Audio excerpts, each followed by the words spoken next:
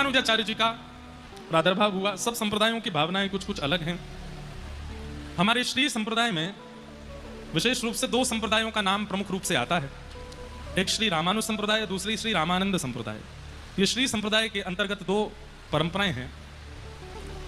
कई भावनाएं हमारी दोनों संप्रदायों में मिलती भी हैं। रामानंद और रामानुज संप्रदाय में कई भावना मिली, तिलक भी कभी कभी एक सा लगता है और सिद्धांत भी एक ही है, कई भाव एक से, पर कई परंपराओं के नियम कुछ अलग हैं। और कई बार कई लोग दूसरी परंपरा में होने के कारण अन्य परंपराओं की कभी कभी बात कर देते हैं। आपके यहाँ ऐसे कैसे हो जाता है, हमारे गुरुजी तो मना करते हैं, हमारे यहाँ तो ऐसे। सबसे बड़ा प्रमाण एकादशी का, हमारे व्रज वृंदावन में हरिदासी हरिवंशी परंपरा में एकादशी मानते ही नहीं है। वहाँ एकादशी होती नहीं, चकाचक और ज्यादा और पाते हैं।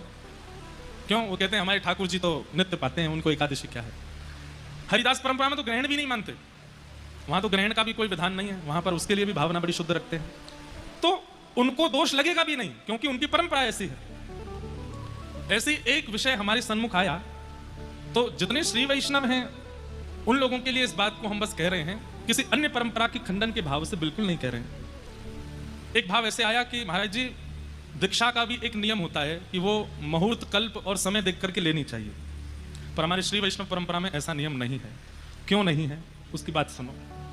रामानुजाचार्य जी महाराज कहते हैं, संसारी जितनी भी क्रियाएं हैं उनको करने से आपको लाभ मिलेगा, उसके लिए आपको मुहूर्त देखना चाहिए। जैसे घर गृह प्रवेश करना है, उसके लिए मुहूर्त देखिए, मुहूर्त देख करके, नक्षत्र देख करके, ब्राह्मणों से पूछ के, संतों से पूछ के तब जाओ। क्यों भाई, जीवन भर उस घर में रहना है, सुख दुख सब उस घर से ही मिलने वाले हैं, तो उसका मुहूर्त देख के जाओ।